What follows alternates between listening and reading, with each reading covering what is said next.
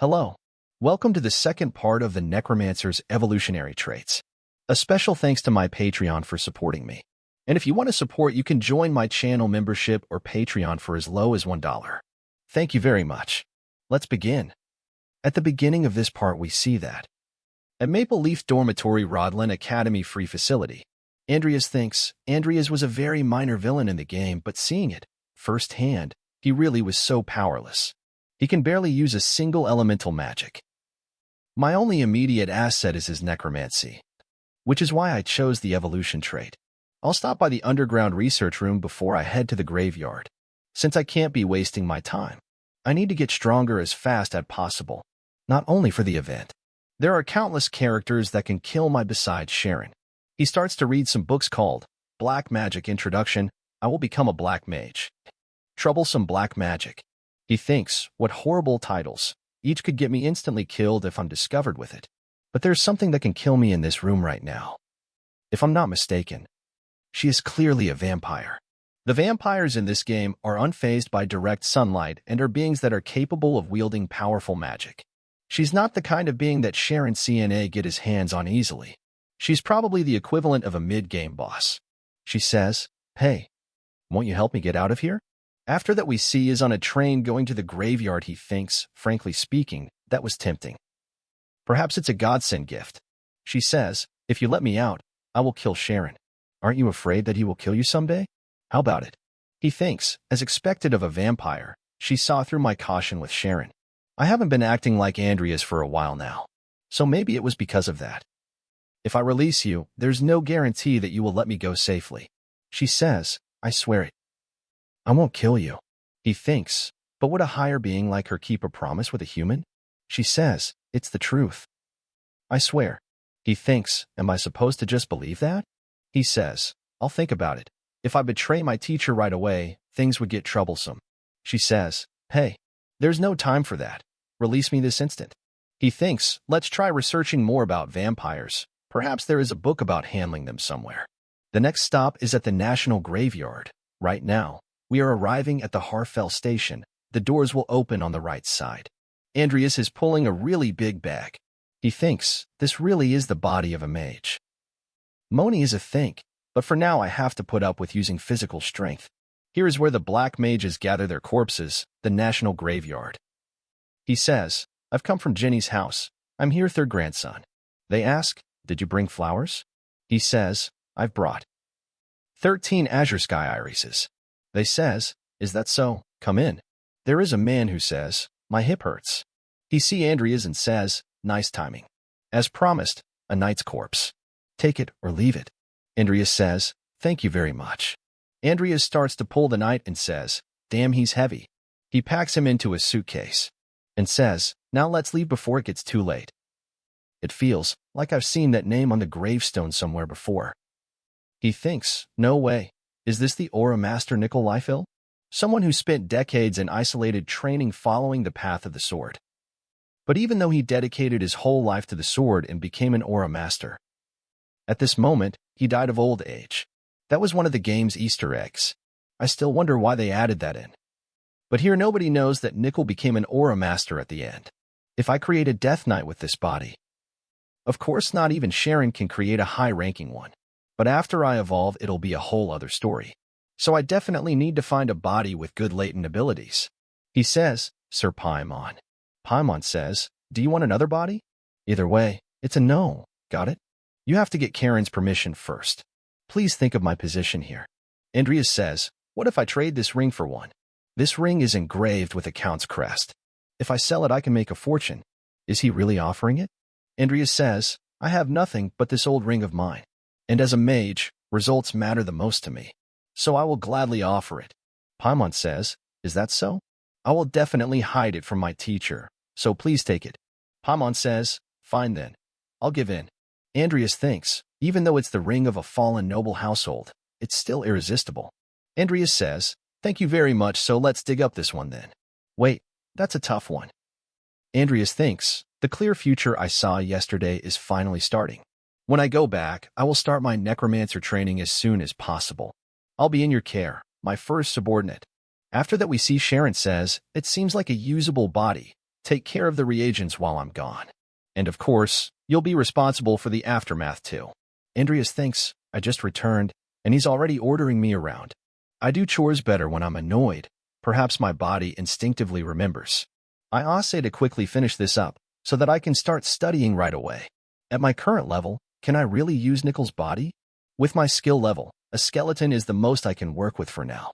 It's probably possible to evolve thing with the evolution trait, but I'm not certain because I haven't tried it out yet, and I don't even have money, so I can't practice on another body. Vampire says, hey, how long are you planning to make me wait for? He says, you weren't sleeping? I already said I wouldn't kill you. Let me out. Do you really want to live the rest of your life as Karen's assistant? Andreas gets close to her. He thinks, I was waiting for you to talk to me. She says, that's right. Have you finally made up your mind? He thinks, I've always wondered how Sharon even managed to tie you down. But as I read this, I've figured out the answer. She says, what's wrong?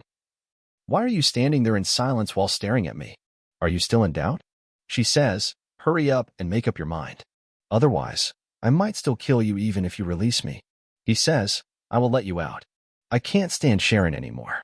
She says, so you've decided. Now remove my restraints. He says, however, you must swear on your family's name that you won't kill me. He thinks, judging by her reaction, the content of the book was true. When a vampire swears on their family's name, they are prohibited from breaking the promise they made. She says, I understand. I swear on Lucifer's name.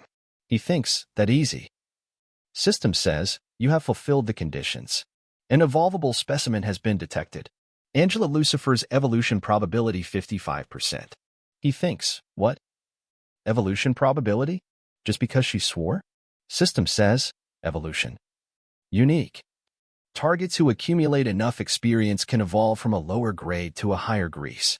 Can be used on all targets that are not hostile. A genetic divergence can occur. Would you like to evolve it? He thinks, seems like I can use it on other entities apart from my summons. This is my chance to test it out before using it on Nickel. He thinks, even if something happened, it's not my fault. She says, what is it? Did you deceive me? He presses yes. She starts to scream with a lot of pain. She says, hey you bastard. What the hell did you? She starts to feel even more pain. He thinks, what the hell is happening to her? He says, hey, vampire. Pull yourself together. Shit, now I don't even know if I succeeded. But I learned one more thing about this trait. Andreas thinks, if I can evolve entities that are not my direct summons, I could certainly evolve my own. So it should be fine to summon Nickel right now. Let's do this. He says, skeleton summoning. System says, basic necromancy skeleton summoning has been activated. One corpse has been detected. Target that is capable of exercising necromancy has been detected. Additional effects have been applied. Andreas thinks, this is the amount of mana needed just to summon one skeleton. A skeleton appears in front of him.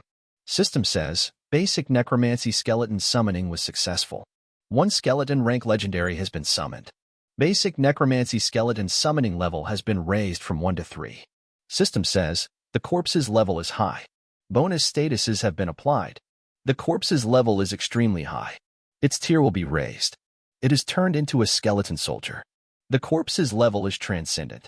It can regain a little of its sense of self from the past. He thinks, nice, that was a huge success.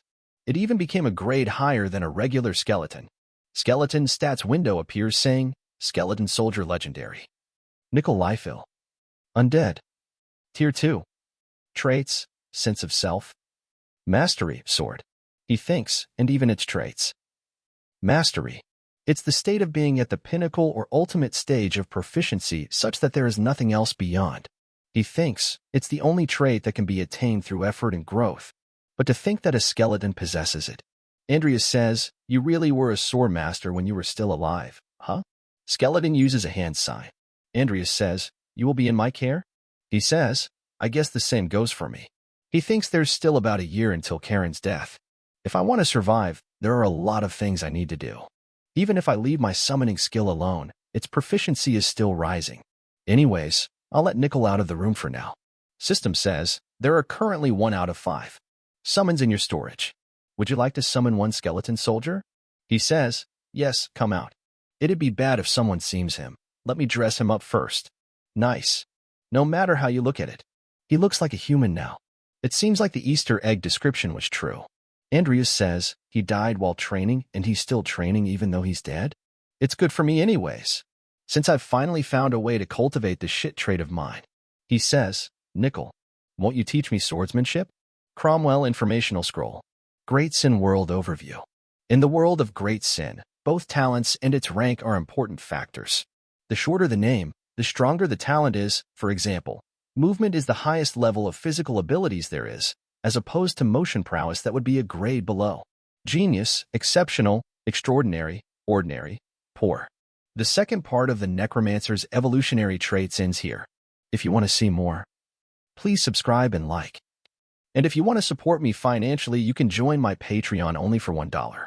Patreon and Discord links are in the description if you want to support me. And a special thanks to all my Patreons for supporting me. Thanks for watching.